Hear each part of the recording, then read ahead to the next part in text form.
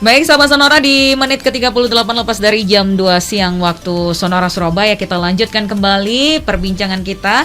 Masih bersama dengan Dokter Unggul dan juga ada Dokter Sylvia juga dari Rumah Sakit Adi Husada Undaan Wetan.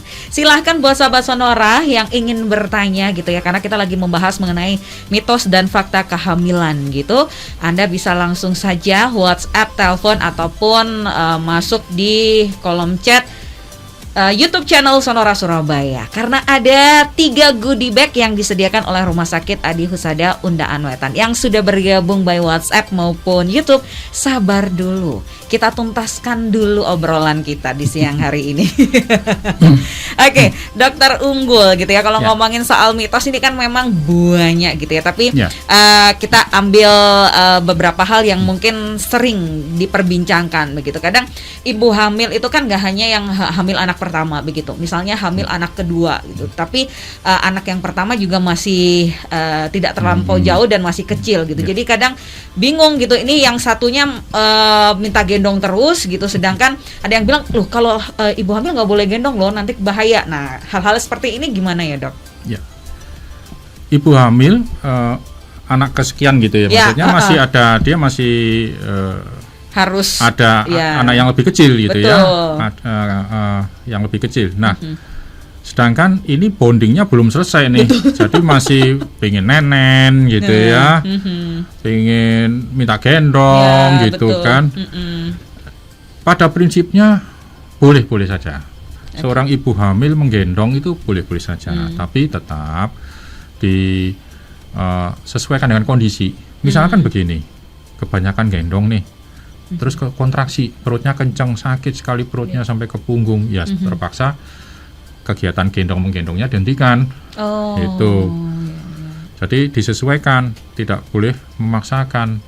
Tapi memang kerepotannya adalah itu faktor resiko kalau hamil dengan selisih jarak kurang dari 2 tahun. Makanya di ilmu obstetri ada disebut kehamilan resiko tinggi itu kalau jarak antara kehamilan itu nggak sampai 2 tahun, jadi baru 3 bulan, baru masih netek gitu ya, masih menyusui, sudah hamil lagi. Nah ini masuk langsung ke kehamilan risiko tinggi. Karena bonding anak yang sebelumnya belum selesai, sehingga bisa mengganggu kehamilan yang kedua. Susah loh, suruh istilahnya menyapih misalkan, memisah seorang anak yang lagi pengen dipeluk, digendong, ini memang susah. Nah, ini memerlukan kerjasama dengan suami, dengan orang tua gitu ya, yang bisa diajak kerjasama. Gimana si anak ini pelan-pelan dilepaskan dari ibunya. Itu kalau dengan catatan kalau sang ibu ada keluhan. Kalau nggak ada keluhan gimana, Dok? Ya lanjut saja, tapi memang pelan-pelan, khususnya masalah menyusui. Nah, ada bilang nggak boleh menyusui. Jawabannya boleh, silakan. Tapi harus diingat bahwa nanti kalau sudah melahirkan, masa mau berebutan? Nah, itu kan. Itu harus segera dipikirkan. Jadi ada waktu 9 bulan memang untuk sudah melakukan proses menyapi. Proses menyapi nggak bisa mendadak, susah.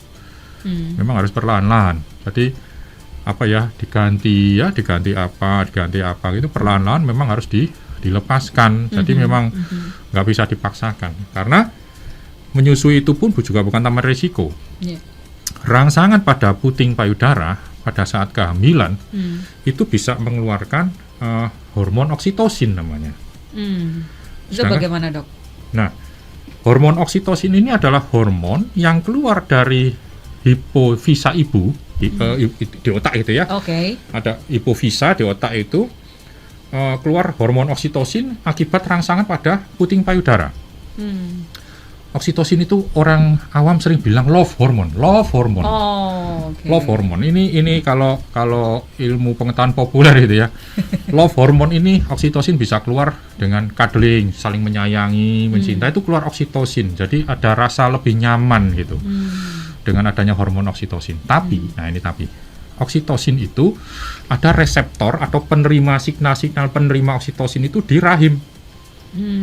Kalau oksitosin ini nempel ke rahim atau uterus, dampaknya kontraksi. pada saat proses persalinan yang sebenarnya itu yang terjadi. Keluar oksitosin, timbul kontraksi, babynya lahir. Bayangkan kalau itu terjadi trimester awal. Nah, babynya belum cukup umur, belum cukup bulan, timbul kontraksi, akhirnya terjadi persalinan prematur. Tapi kan kita nggak mungkin nyalahkan si kakak nih yang minta nenen terus ya. Nggak mungkin. Nah, ini tugas orang tua, tugas bersama, bukan hanya tugas sang ibu, bukan. Sama sekali bukan tugas sang ibu satu-satunya, bukan.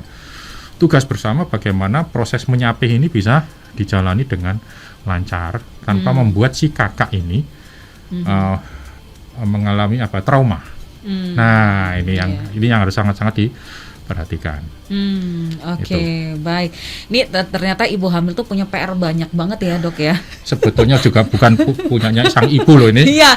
Ayo suami-suami ini, seluruh keluarga, bapak-bapak, atau mertua juga sekalian gitu ya, Dok ya, semuanya ikut andil. Biasanya nih yang kalau di tempat praktek itu ya, yang sering saya ajak komunikasi itu tidak hanya suami, tapi nomor satu adalah mamahnya sang ibu ini, ibunya sang ibunya. Jadi ibunya, nah ini akan lebih enak kita caranya menyampaikan sesuatu dengan mudah untuk keamanan gitu.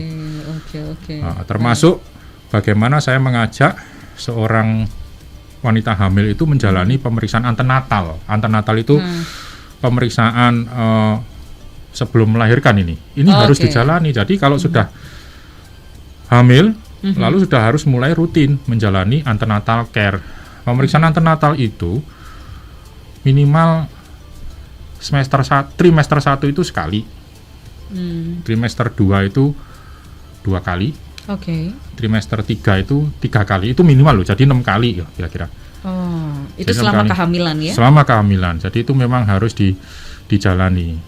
Supaya apa? Kita tahu, kita bisa memperkirakan sang ibu ini dalam kondisi baik, siap untuk persalinan yang aman dan nyaman, baik ibu maupun bayinya semua dalam kondisi baik. Nah, ini kita harus persiapkan. Dan pemerintah sekarang sudah memberikan buku panduan, jadi sekarang sudah pakai buku KIA yang seragam. Untuk ibu dan anak itu bukunya satu, itu seragam, buku warna merah muda. Kalau kita ngomong buku ya, pink, buku betul. Pink biasanya di puskesmas atau posyandu gitu ya, Dok. Dan sekarang tidak hanya ranah puskesmas loh, itu buku kita pakai juga di rumah sakit besar, kita harus gunakan. Di praktek pribadi juga harus digunakan. Jadi kami harus mau ngisi di situ, karena data-datanya semua di situ. Itu datanya terpadu, terintegrasi semua.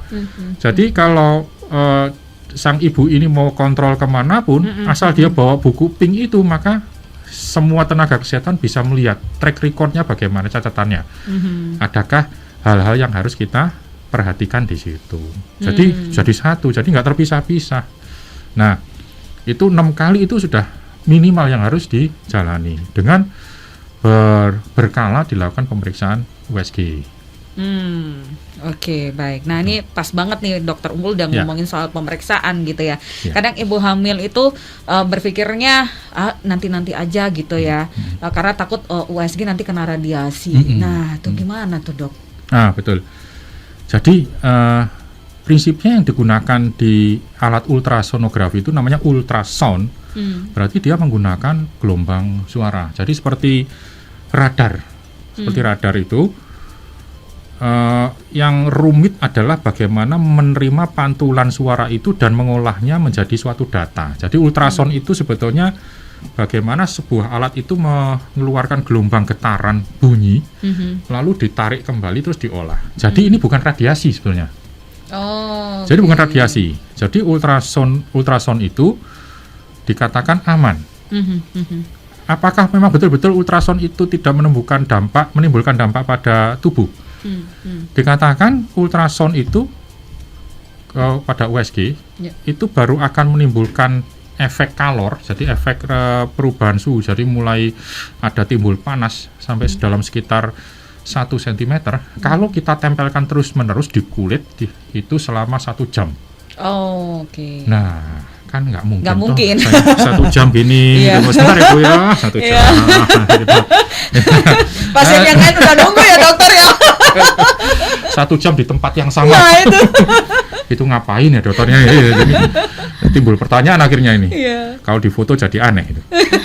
Tidak mungkin kita kerjakan itu. Pasti USG itu adalah ultrasound pemeriksaan yang dinamis, bergerak terus, kita mengikuti kontur badan, apa yang kita mau pengen kita cari itu akan bergerak terus. Jadi saya bilang aman.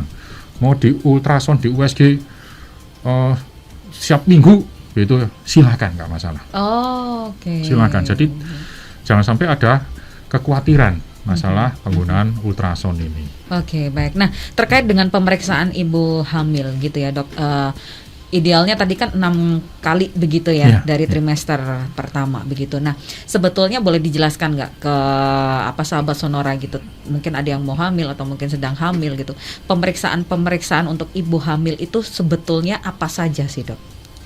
Pemeriksaan untuk ibu hamil pada waktu antenatal care itu ya biasanya kita nomor 1 anamnesa lah ya, nomor 1 kita tanya jawab. Kita tanya jawab, kita tanya keluhannya apa, karena keluhan pasti berbeda-beda. Betul. Kalau trimester awal keluhannya pasti akan berkisar masalah mual muntah gitu ya, atau mungkin flek. Nah itu flek itu juga terjadi pada trimester awal. Itu kalau trimester kedua keluhannya bukan keluhan, biasanya kita tanya gimana, sudah mulai terasa gerak bayi belum, di perut aktif atau tidak geraknya gitu ya, ada keluhan lain mungkin, ada sakit apa, kita harus tahu gitu ya. Tanya anamnesa. Nah kalau trimester ketiga biasanya kita kebanyakan akan menanyakan masalah problema pada trimester 3 misalkan gerak janin itu harus aktif gerak janin, kemudian adakah keluhan-keluhan masalah perdarahan atau mungkin keluar air ketuban, ngerembes itu kita harus tanyakan. Itu dari anamnesa. Lalu kedua pemeriksaan.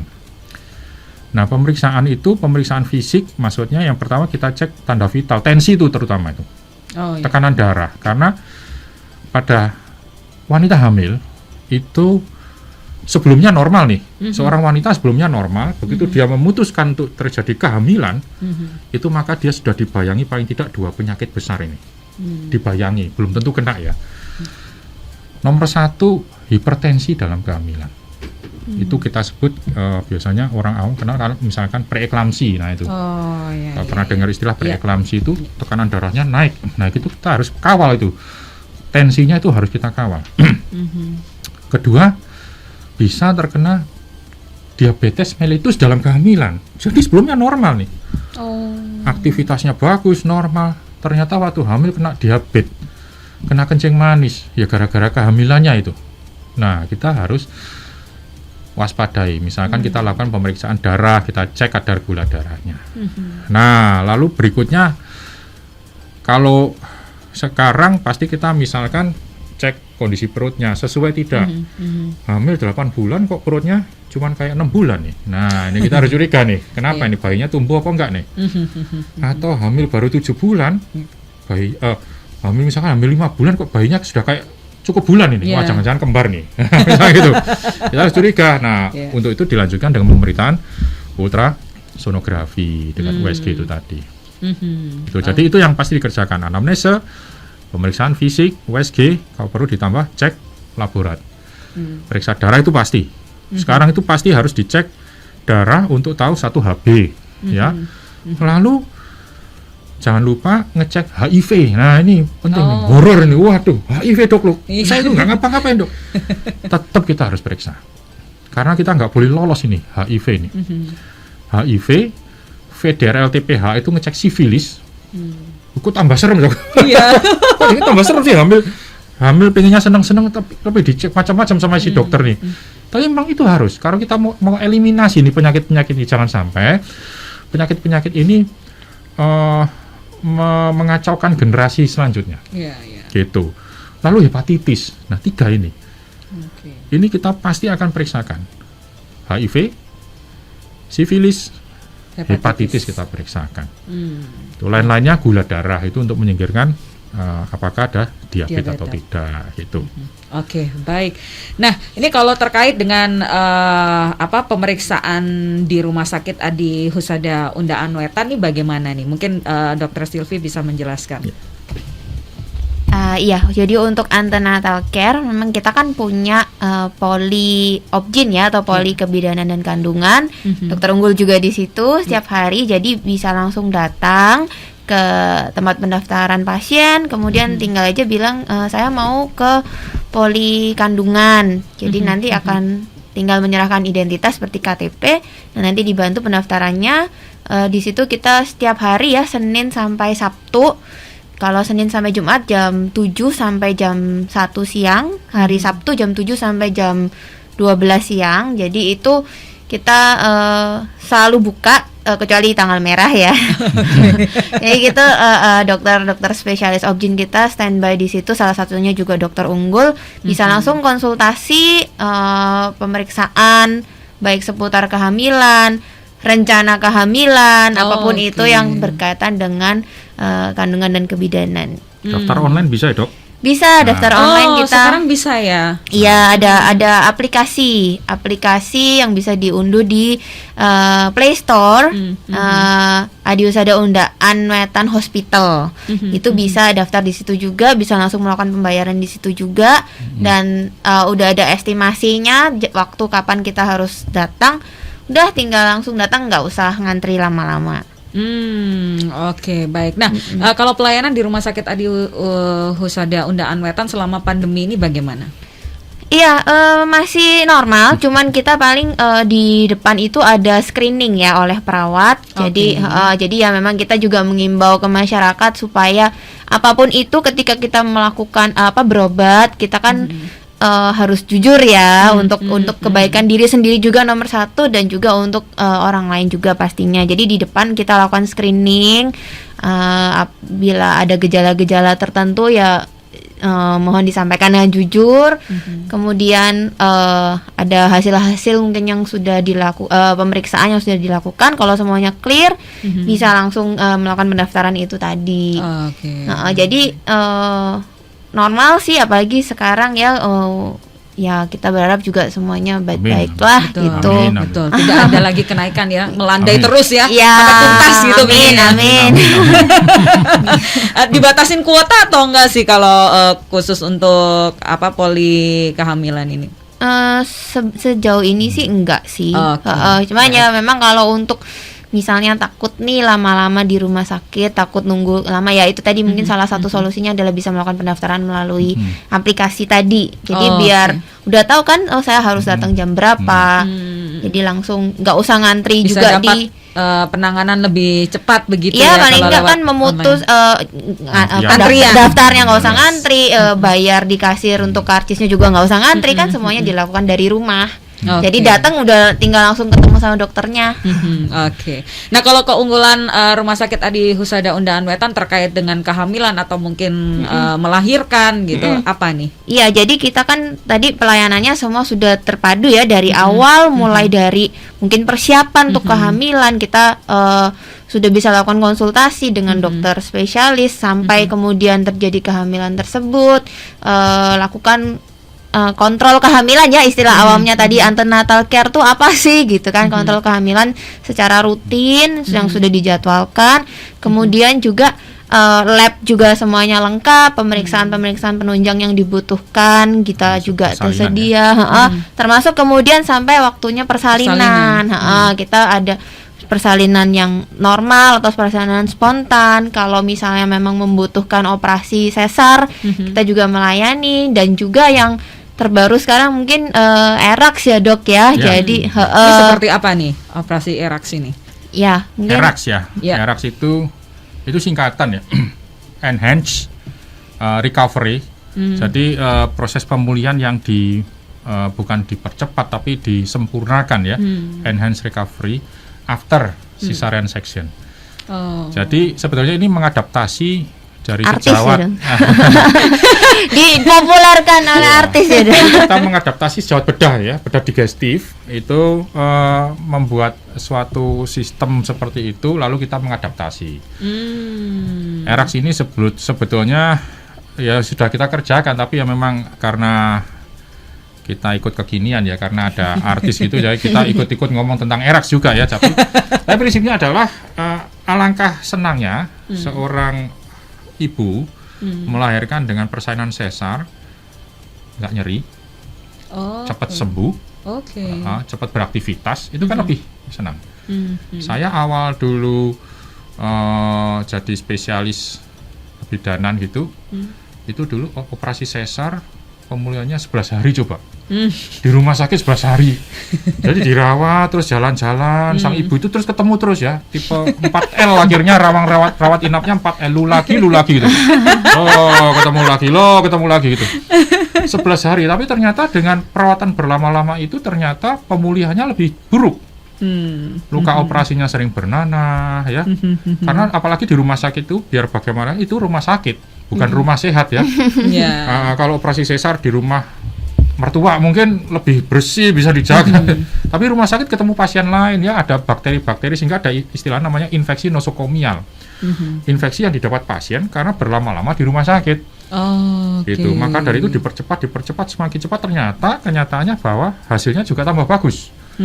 Risiko infeksi bisa diperkecil. Nah, ERAX ini sebetulnya semua operasi sesar akhirnya ya ERAX ini sebetulnya. Nah, ERAX ini kita buat bukan masalah bagaimana operasi sesarnya, bukan. Sebetulnya itu di Adusada kita buat suatu integrasi antara perawatan di ruangan, gizinya pasien, konseling psikologis pasien, lalu dengan dokter bius, dokter anestesi, dengan kami dan dokter anak. Jadi ERAX itu bukan semata-mata bagaimana pasien itu habis dioperasi besok jalan, enggak, tapi persiapannya. Jadi persiapan harus dibuat nyaman ya. Kita harus suasananya rumah sakit harus friendly. Gizi pun enak, diatur ya dok dari awal gizi sebelum operasi. Diatur, kita sudah atur gizinya, harus makan, minum sekian itu sudah dirancang seperti itu. Didesain sehingga pasien tidak perlu kelaparan, perutnya nggak boleh kosong terlalu lama, nggak boleh sampai hipoglikemi, sampai gliyeng mungkin, sampai nggak bisa gerak, badan lemas, mual, itu nggak boleh, atau stres nggak boleh. Biasanya kalau mau melahirkan sesar apalagi pertama, wah saking excitednya stres nggak bisa tidur. Nah, ERAX ini puasa juga ya dok ya. Untuk itu, didesain untuk bagaimana sang pasien itu merasa nyaman. Itu intinya di situ, nyaman mulai persiapan. Sesarnya juga nyaman, nggak boleh kedingin. Bayangkan kalau di kamar operasi ya. Iya, dingin gitu. Dingin yang minta ampun. Dingin itu. Nah, itu nggak boleh. Bagaimana tetap nyaman di kamar operasi. Jadi ada kita di Adusada alat khusus sehingga pasiennya tetap merasa hangat. Gitu. Ini kayaknya untuk khusus ERAX-nya ini bisa dibahas selanjutnya ya dokter ya. Boleh nih di episode berikut ini ya. Kita ke pertanyaan dulu. Ini ada dari Deborah. Dok, adik saya menderita kelainan atrisia ani, anusnya tidak tersambung. Pas hamil ibu saya sempat menutup lubang tikus. Lagi kok adik lahir anusnya buntu. Apa ada hubungannya ya dok? Jadi kasus-kasus kongenital malformasi atau malformasi kongenital, kelainan bawaan, cacat bawaan sejak lahir itu, kita sebaiknya tidak usah mengkaitkan dengan aktivitas kita. Misalkan kalau hamil jangan mancing ikan, nggak boleh gitu ya. Atau membunuh tikus tadi itu, atau membunuh binatang gitu. Prinsipnya kita pisahkan. Nasihat untuk tidak membunuh itu bagus. Jadi kita itu ambil, tapi kita jangan relate, jangan kaitkan itu dengan kecacatan pada bayi. Kasus-kasus atresia ani itu adalah kelainan bawaan pada saat proses embriologis. Jadi sejak embrio itu sudah timbul permasalahan. Jadi bukan karena sang ibu atau suaminya atau siapa itu kebetulan membunuh binatang. Jadi jangan merasa terus ada rasa bersalah. Perasaan bersalah ini juga kalau dibiarkan juga akan mengakibatkan trauma secara psikis, sehingga cara memperlakukan anak, memperlakukan kerabat itu juga akan terjadi perbedaan. Betul. Oke, baik. Ini ada dari Philip Justinus, vaksin influenza bolehkah ketika kehamilan, dok? Pada prinsipnya sebaiknya kalau sedang hamil memang mengurangi suntikan, tapi ada beberapa yang boleh diberikan. Misalkan vaksin influenza, vaksin untuk coronavirus juga boleh. Boleh dengan catatan usia kehamilan ini sudah di atas 3 bulan. Jadi harus di atas 3 bulan. Oke. Itu. Baik. Ya. Dari ini kan di Surabaya, benarkah ibu hamil tidak boleh memelihara kucing? Kenapa, Dok? Kaitannya adalah dengan risiko toksoplasma. Jadi bukan kucingnya yang bermasalah gitu ya.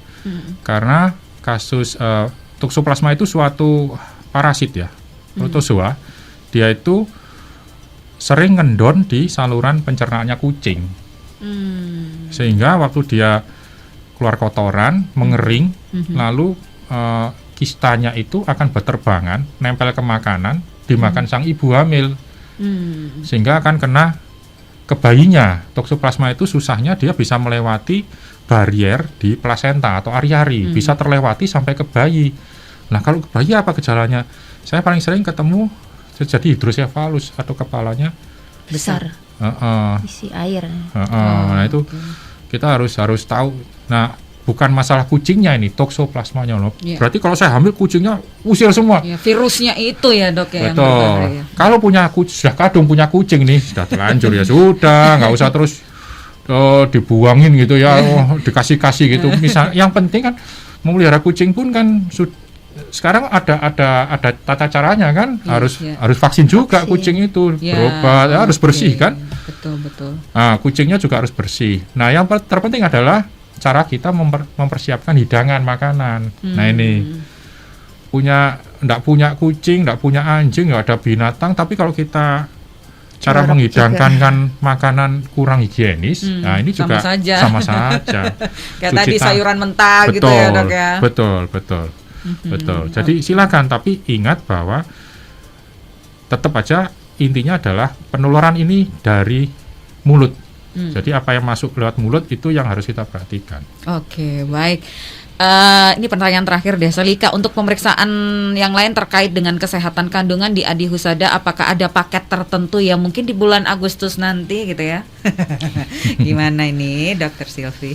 Iya, jadi kalau untuk di bulan Agustus ini kita memang akan ada yang sudah kita mulai, ada yang baru mulai per 1 Agustus nanti. Jadi memang tidak spesifik sih untuk pemeriksaan kehamilan, tapi kita ada paket merah putih dan nanti ada juga paket merdeka, itu yang mana memeriksakan kesehatan kita secara keseluruhan, seperti misalnya gula darah, puasa, kemudian kolesterol, fungsi hati, fungsi ginjal dan lain-lain, yang itu juga pastinya bisa ikut mendukung kesehatan kita secara overall ya gitu, baik ibu hamil maupun yang nggak hamil juga, bapak-bapaknya juga bisa.